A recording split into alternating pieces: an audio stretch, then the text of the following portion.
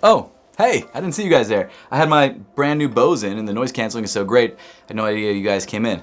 That was a terrible intro, but that's fine, that's how we're starting this review. These are the Bose QuietComfort Ultra Earbuds Gen 2. And they're the follow-up to one of the best sets of wireless headphones out there. And what's great about these is that they improve on a lot of the issues that the other ones had. So in today's video, we find out if the $299 Bose QuietComfort Ultra Gen 2s are worth the price.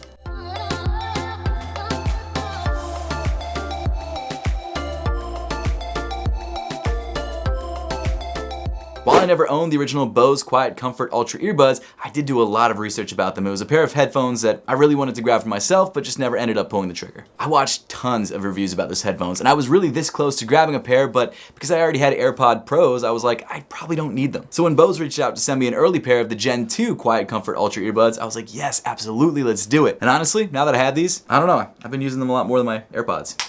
Now to be fair, I haven't tried the upcoming AirPod Pro 3s yet, but this is honestly a really great set of headphones. So the Gen 2 Bose QuietComfort Ultra earbuds come in 4 different colorways. You've got black, blue, white, and then also like this plum color. They all have special names, but I just like calling them what they are. I opted for the black pair because this is the one that I think I'd use the most, to be honest with you. And right off the bat, the first thing I noticed was how small and unobtrusive these are. These really do kind of like sit in your ears, and no one really bats an eye at them. It's great. These are not really attention grabbers. I mean, you can grab one of the brighter colorways, which might be more so, but at the same time, like I love how simple and clean these are. The industrial design of these headphones is really, really nice, at least when it comes to visuals. And from what I can tell, they're very similar to the original Gen 1s. The design doesn't seem to have changed much at all. Now, with that being said, there are some pretty big quality of life improvements on the Gen 2 versus the Gen 1. The first is that you can finally wirelessly charge these headphones. You couldn't do that before on the Gen 1. It's a feature that they actually had to add into the case, so it's not something that can be updated over the air, and it's something that I really like because I have a wireless charger by my bed. I just drop my AirPods on or my Apple Watch on, or in this case, the Bose QuietComfort Ultra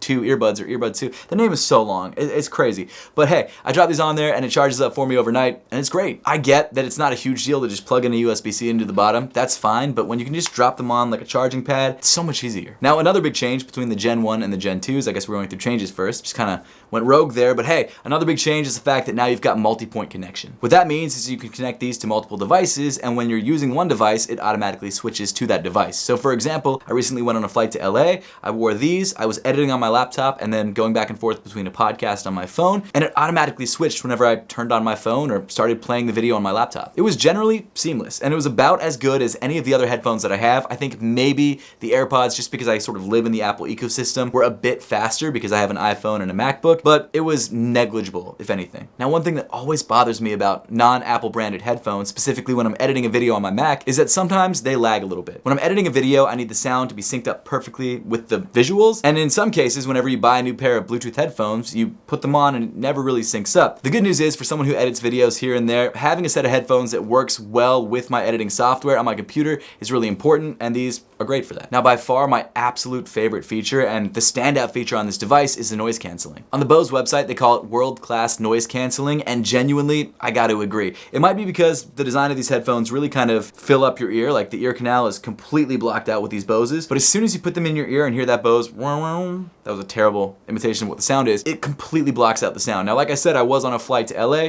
I used these almost the entire trip. There were a few times where I pulled them out to give my ears a rest, which we'll talk about in a second, but the noise canceling on these in particular was unbelievable. Now, of course, you can control the noise canceling on these headphones by just long pressing, which is how I usually do it, but you also have the Bose app, which actually allows you to customize the EQ, the source of the Bluetooth. You can create shortcuts, so you can tap it in certain ways to either cycle through modes, change immersive audio, switch devices, access your voice assistant, or use Spotify, which is really, really cool. You can also cycle through the different modes. So you've got quiet, aware, immersion, and cinema. Now, I personally use aware the most because if I'm editing at home, I want to be able to hear my wife or my daughter. But when I'm on an airplane, I throw on quiet, and it's seriously crazy quiet. It completely blocks out the white noise from the airplane, which is amazing. Like, it's really, really impressive. Better than any pair of Bluetooth earbuds that I've ever used before. It's truly incredible. Now, like I said, I've never used the first generation, so I don't know if this is a huge step up or if it's similar, but either way, the Gen 2s, excellent. Now, like I mentioned, I did pull these out of my ears here and there, which is actually something I do with a lot of my earbuds when I've been listening to them for a long time, mainly to kind of give my ear some breathing room, to kind of let it air out a little bit, because it does get hot and it does get a little sweaty. Don't act like you've never experienced that before. It's the worst, and I try and air my ears out. Now, one thing that the Bose QuietComfort Ultra Earbud 2s have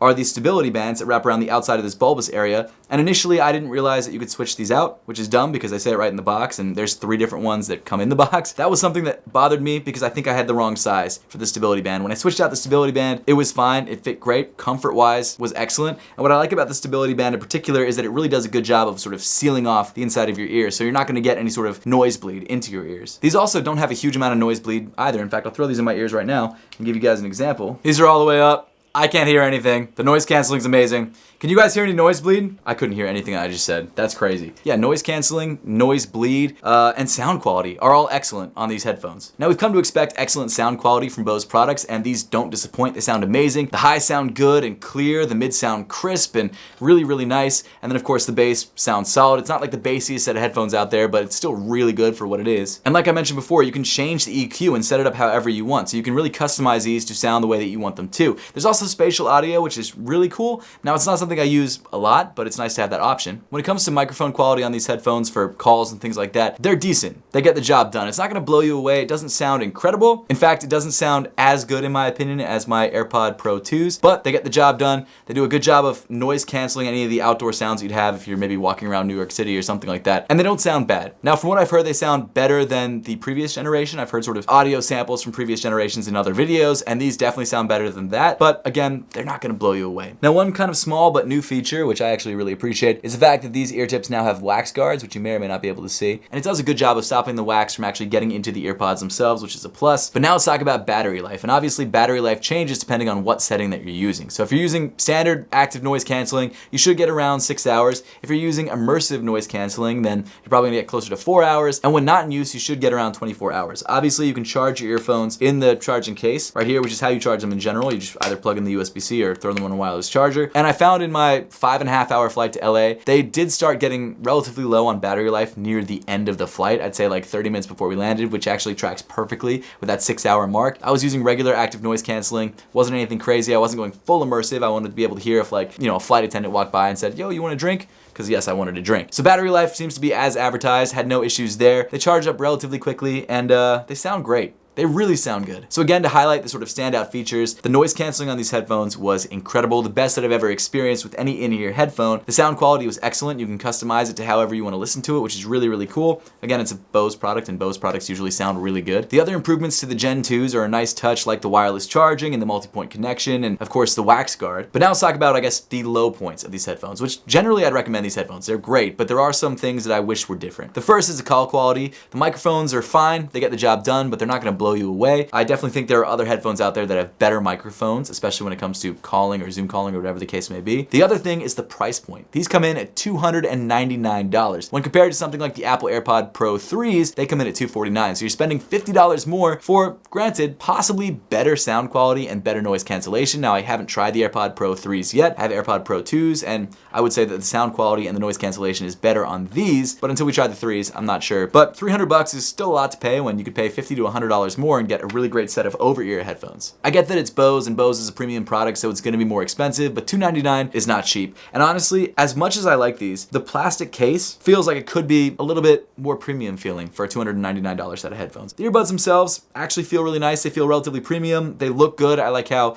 subtle they are and minimal they look. But overall, $299 is a lot of money. So what I would say is that if you're willing to pay that price point for these headphones, I think they're worth it. I think you're not gonna be disappointed. The noise canceling is unbelievable. The sound quality is excellent. And if you're a Bose fan, go this way. Like I said at the beginning of this video, I've been picking these over my AirPod Pro 2s because I just think they sound better and the noise cancellation is better overall. I think these headphones are really great for flights, for traveling, and just listening to music on the go. They sound amazing. And if you're someone who really values top of the line noise canceling and top of the line sound, then yeah, pay the $299. However, I have heard that the original version of these headphones are going on sale, or maybe have already gone on sale for like significantly less money, and maybe in that situation they would be worth grabbing instead of these if you have neither, just because they're similar enough. Now obviously there's some small things that aren't upgraded on those headphones that are upgraded on these headphones, like wireless charging and the wax guard and things like that. But overall, I think that the Bose QuietComfort Ultra Earbud Gen 2s are excellent. I think they're some of the top of the line earbud headphones that you can possibly get. But hey, at this point in the video, I would love to know your thoughts on the Bose QuietComfort Ultra Earbuds 2. Whether you grabbed one, whether you're planning to grab one, let me know those thoughts in the comment section down below. Are there any other earbuds or headphones that you'd like me to review or that you recommend? Let me know those thoughts in the comment section down below.